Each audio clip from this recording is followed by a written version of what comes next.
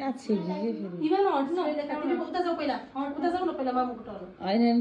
उता उता बस्छ न सोफामा छोरो आइया बल मान्छेको टर्न छोरा ल तपाईँ निरोगी हुनु बुढालाई माया गर्नु माया गर्नु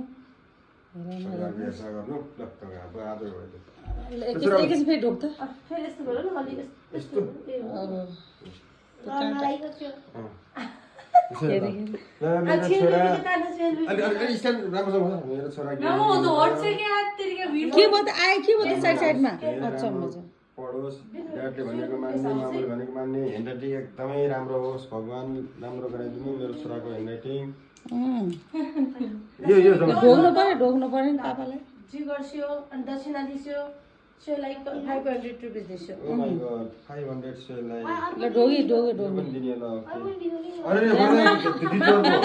दिदीहरुलाई दिनु पर्दैन ढोगा सर ड्याडले दर्शन गर्छ सर यहाँ जिगर यहाँ यहाँ खुट्टामा ढोगे ए यस